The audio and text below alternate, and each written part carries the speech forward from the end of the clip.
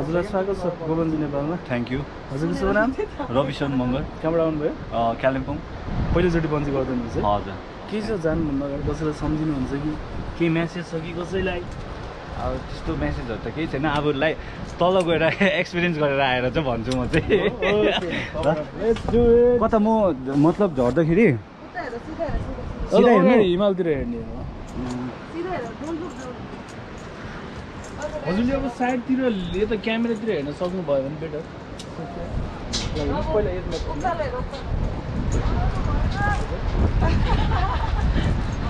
मजाले म आफ्नो उयसले जम्प गर्न सक्छु। गर्ने तपाईँ त्यस्तो आफ्नै सोचले डाइभ गर्नु। डाइभ गर्नुहोस्, डाइभ सक्छ पर। बडी टाइप गर्नु। एकचोटि लेफ्ट साइडमा हेर्नु त फोटो हेर्नुहोस्। ल एउटा पोज हानिदिउँ। राम्रो। अब दुईवटा हात खोल्ने, मुठी गर्नुहोस्, हिमालतिर हेर्नुहोस्। काउन्टडाउन दिन्छु होइन, जति सक्छ पर टाइप गर्नु है। लामो लामो सास एकचोटि deep breath. Ready? Okay, here we go. 5 4 3 2 1 बन्जे।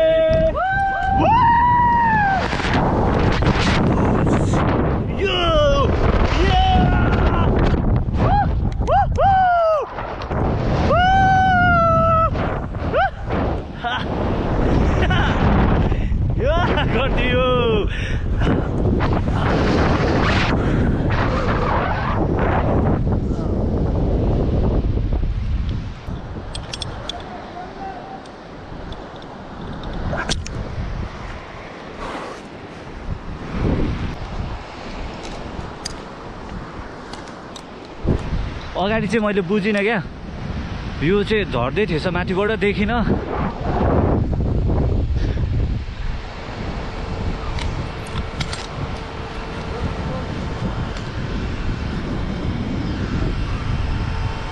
Life time experience mountain view कसरी गर्नु?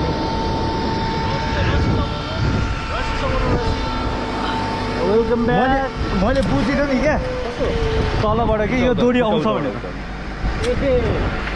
तपाईँलाई यही भनेको छ त हामीले।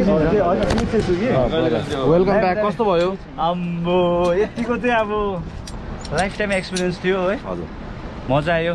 फेरि आउँला नेक्स्ट टाइम फेरि कपल्स गर्नु चाहिँ यो चाहिँ एक्सपिरियन्स दामी थियो।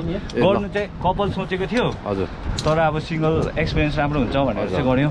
ल फेरि फेरि आउँदै गर्नु sir. Have a great day. Welcome back. कस्तो भयो? आम्बो यतिको चाहिँ अब लाइफ टाइम एक्सपिरियन्स थियो है। हजुर मजा आयो। फेरि आउँला नेक्स्ट टाइम फेरि कपल्स गर्नु चाहिँ यो चाहिँ एक्सपिरियन्स दामी थियो। गर्नु चाहिँ कपल सोचेको थियो हजुर, तर अब सिङ्गल एक्सपिरियन्स राम्रो हुन्छ भनेर चाहिँ गऱ्यो। ल फेरि फेरि आउँदै गर्नु sir. Have a great day.